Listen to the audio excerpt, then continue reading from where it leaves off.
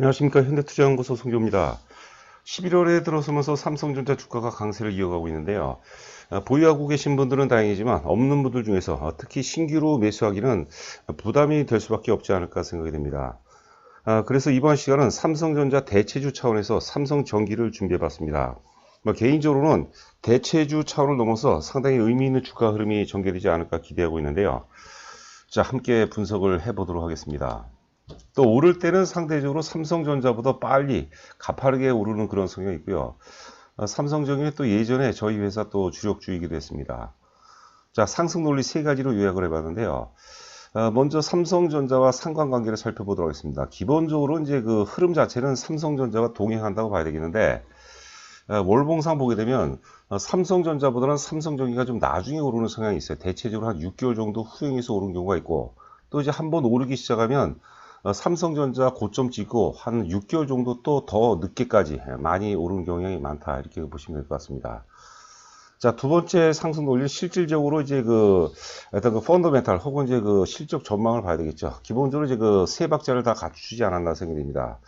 삼성전기는 뭐 이유가 어떻든 간에 사실 MLCC가 핵심이라고 봐야 될 것 같아요. 일단 제품 포트폴리오가 상당히 좋죠. 삼성전자라면 이제 반도체 중에서도 또 이제 파운드리 분야가 있고, 스마트폰이 있고, 기타 이제 가전, 어떤 최적의 포트폴리오를 갖췄는데, 삼성전기의 어떤 사업 포트폴리오도 만만치가 않습니다. MLCC, 카메라 모듈, 기판. 일단 올해도 사실 작년 대비해서 전반적으로 이제 흐름이 좋고, 내년도는 또 상당 부분 좋아진다고 또 봐야 될 것 같습니다. 자, 마지막으로 이제 우리가 좀 디테일하게 차트 분석을 해보도록 하겠는데, 지난 11월 13일 날 주가가 좀 많이 올랐죠. 그리고 16일 날 이제 돌파 갭이 발생되는데, 우리가 주식을 하면서 차트라는 것이 사실 맞다 틀리다는 게 아니고요. 우리가 차트를 분석하는 목적은 수급의 흐름과 크기와 전환점을 분석하는 거거든요. 굉장히 중요한 요소 중에 하나죠.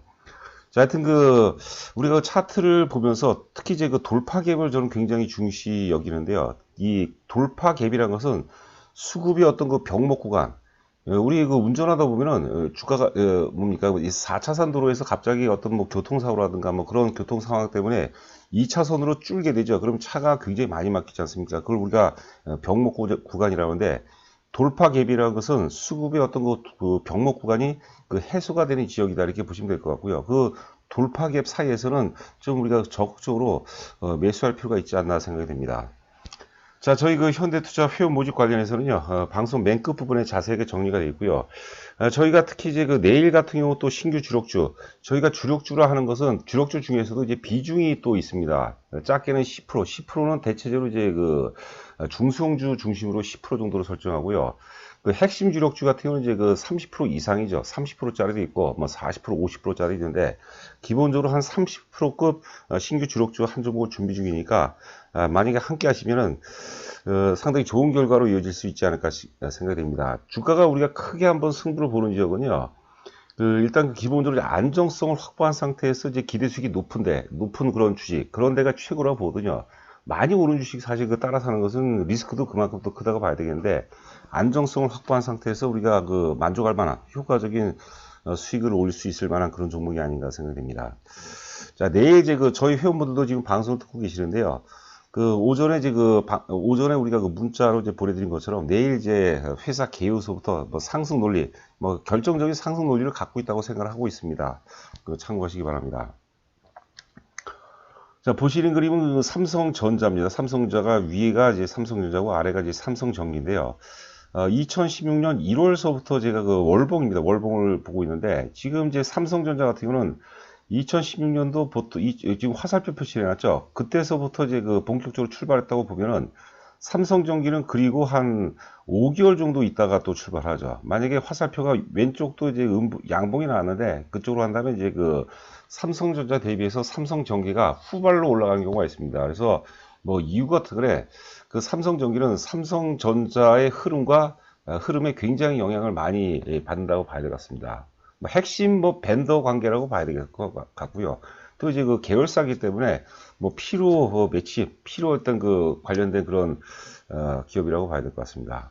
자, 그리고 삼성전자가 이제 고점을 찍는데, 삼성전기는 옆으로 횡보 이후에 그리고 또 이제 한 6개월 정도 또 주가가 상승하죠. 그래서 삼성전기가 보니까 삼성전자 대비해서 나중에 올라요. 일반적으로 한 5, 6개월 정도 나중에 오르고 일단 한번 오르기 시작하면 삼성전자 고점 이후에도 늦게까지 오르는 경향이 많다 이렇게 보시면 될 것 같아요. 그래서 이 그림의 핵심이 뭐냐면 삼성전자가 이제 그 우선주도 그렇고 삼성전자가 역사적 고점을 먼저 돌파했죠.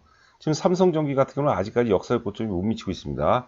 참고로 삼성전기의 역사적 최고점은 16만 6천 원이에요. 근데 이제 삼성전기가 돌파했기 때문에 기반으로 따지면 이제 그 아버지 혹은 이제 큰형님이 먼저 돌파했기 때문에 주도주는 이제 견인 효과가 있다고 그러죠. 견인 효과. 그래서 삼성전자가 역사 신고가를 돌파하면서 그 아우 주식이죠. 뭐 자식 주식 혹은 삼성전기를 견인하면서 역사적 고점 돌파 가능성이 지금 두 종목만 놓고 본다면 역사적 고점 돌파 가능성이 대단히 높다. 이렇게 보시면 될 것 같습니다. 그리고 오늘 그 방송을 처음 들으신 분들은 구독과 좋아요 부탁드립니다.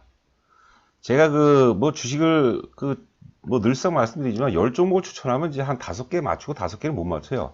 어제도 제가 댓글 보기가 상당히 좀 겁이 나는데 댓글 보니까 또 안 좋은 얘기를 하는 것 같은데 제가 이제 못 맞춘 것도 많이 있죠. 굉장히 많이 있는데 또 상대적으로 잘 맞추는 때는 또 잘 맞춰요. 최근에는 잘 맞추죠.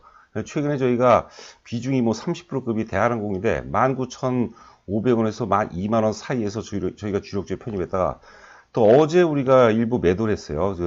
어제 우리가 1차 목표가를 3만원 제시했는데 1차 목표가에 도달했기 때문에 어제 또 매도했다가 오늘 또 저점에서 재매수하고 이런 것들 재밌죠. 자, 최근 보고서 키움증권 보고서가 11월 16일자 보고서입니다. 한번 간략하게 한번 살펴보도록 하겠습니다. 삼성전기 3박자, 3박자를 갖추고 있다. MLCC가 사실 매출로 따지면은 잠시 후에 살펴보도록 하겠지만 매출로 따진다면 MLCC하고 카메라 모듈하고 매출은 거의 비슷해요. 거의 비슷한데 영업이익률이 MLCC가 대단히 높죠. 그렇죠. 비교가 안 될 정도입니다. 여하튼간에 MLCC를 이제 에이스로 카메라 모듈도 좋고 그다음 기판 우리 PCB라고 그러죠. 세 박자 포트폴리오 세 가지 모두가 상당히 우호적으로 지금 변하고 있다. 자, MLCC는 5G 모바일 그리고 전장 수요에 기반한 호전 사이클에 진입했다 그런 거고요. 요게 아래 보시면 MM 웨이브라는 게 있습니다. 이게 뭐냐면 밀리미터 파동이라고 그래요. 밀리미터 파동. 밀리미터 파동은 극고주파를 의미하는 거고요. 극고주파는 실질적으로 사실 4차 산업혁명의 어떤 핵심이라고 봐야 될 것 같습니다. 자, 그리고 이제 카메라 모듈은 주고객이라는 것은 삼성전자를 의미하는 거죠. 주고객 약진 속에서 강한 출애랑 모멘텀이 기다리고 있고.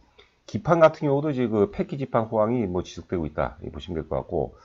영업이익 기준으로 보게 되면은 이제 2019년도 7,300억에서 올해 예상 영업이익 지금 이제 4분기도 이제 한 달 반 정도밖에 안 남았죠. 지금 한 8,300억 정도를 예상하고 있는데 거의 거의 유사하다고 이제 보시면 될 것 같아요. 전년 대비해서 이렇게 코로나라는 이제 어려운 그런 상황 속에서 전년 대비 영업이 대략적으로 한 15% 정도 증가한다는 것은 상당히 의미가 있다고 보는 거고요. 이 실적 흐름, 영업이익이라든가 실적 흐름을 보게 되면 삼성전자하고 상당히 유사한 어떤 패턴을 갖고 있다고 보시면 될 것 같습니다. 내년도 영업이 거의 한 1조 원 정도를 예상하고 있어요. 9,800억. 그리고 이제 2022년도에 1조 원을 넘어갈 것이다 얘기를 하는데 지금 이제 다양한 이제 보고서를 보면 내년에 영업이익이 1조 원을 넘어설 가능성이 높다는 얘기들이 좀 많이 나오고 있습니다. 자, 그리고 또 이제 최근 보고서 중에서 하나증권의 이제 11월 11일자 보고서도 좀 의미가 있는 것 같아요. MLCC입니다. MLCC가 이제 삼성전기 주가의 어떤 결정적인 역할을 한다고 봐야 될 것 같아요. 이 제목이, 보고서 제목이 이제 MLCC라는 게 이제 다적층 세라믹 컨덴서입니다. 다적층 세라믹 컨덴서. MLCC 호황 사이클은 이제 시작이다. MLCC 상승 사이클 및 기타 사업 부분 효율화.